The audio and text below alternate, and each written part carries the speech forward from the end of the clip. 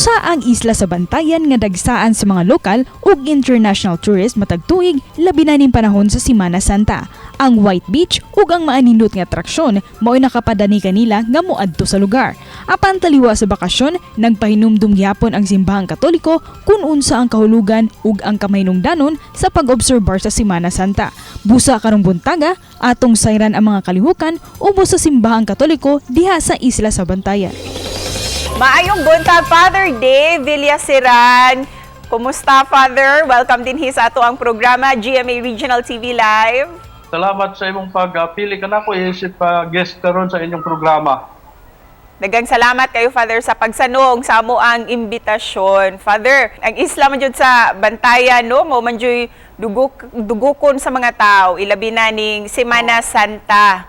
Kumusta ang preparasyon nato, Father, sa Semana Santa nato karong tuiga? So dinhi sa among parokya sa Santa Fe, medyo na busy-busy gyud kay dugupunon man sa ni og mga turista.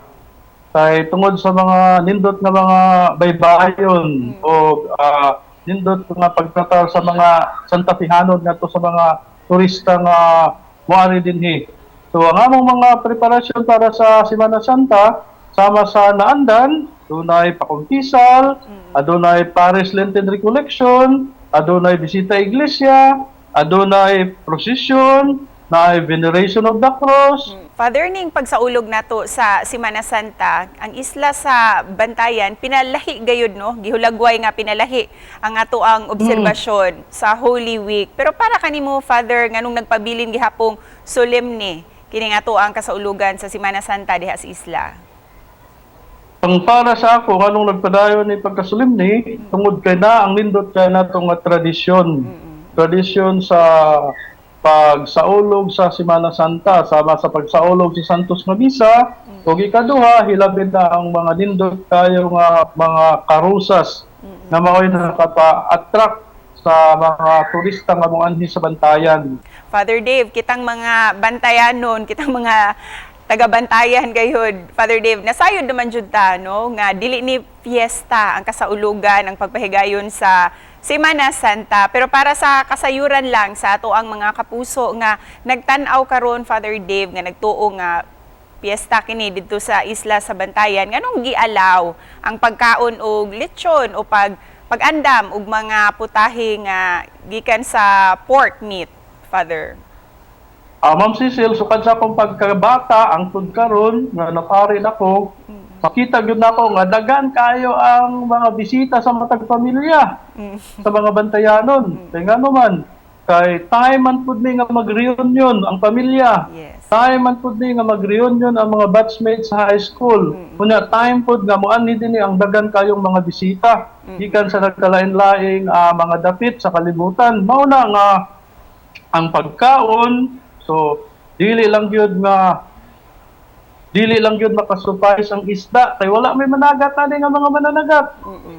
Gani matud pa sa mga mananagat nga akong naistorya before, panahon sa Semana Santa usa gyud sila ka semana nga dili managat.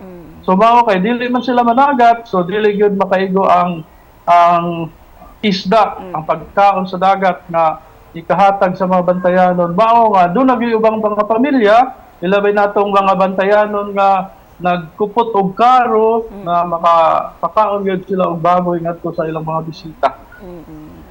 Tinuod gayud ka na dili igo ang panagat ug ang abot sa mga merkado mo nang mo kaon na lang gayud kita. Sa kadaghan sa tao. Pero do na di indulge. Murag privilege na gihatag sa Roma. Busa, Father, alang sa mga lokal ug langyaw nga mga turista nga mo bakasyon ug nanguryoso, no, kung unsa pagsaulog ang Semana Santa sa isla sa Bantayan, unsa may ikatambag nimo kanila, Father? Bawas nga mag-celebrate sa fiesta, dili gud ni fiesta. Ang pag-ani sa Bantayan sa mga turista, dili gyud ni fiesta sa Bantayan, kundi kasaulugan kini sa Semana Santa nga na padayon sa mga Bantayanon sukad pagayon sa una nga nabilin sa mga pamilya ngadto sa mga ilang mga anak ngadto silang mga apo nga gipadayon karon aron mahimo gayong magbabungahon ang maong tradisyon. Ug isip pa na po, Padre, unsay message of hope nimo para sa ato ang mga viewers this morning nga gawas nga adunay kay gayunan nga makabakasyon sunod semana, unsaon po nila nga Oo. mapabiling solemne ang ilang kasaulugan sa Oo. Semana Santa. Oo, so ang akong message of hope is sama sa akong gingon taganiya nga naa gyud direksyon ng atong kinabuhi nga dili unta kita magpahigot sa mga butang nga kalibutanhon. Kay nga naman kay ang pagsaulog sa Semana Santa pahinumdum kanato nga aduna kitay kalag. Aduna kitay kalag.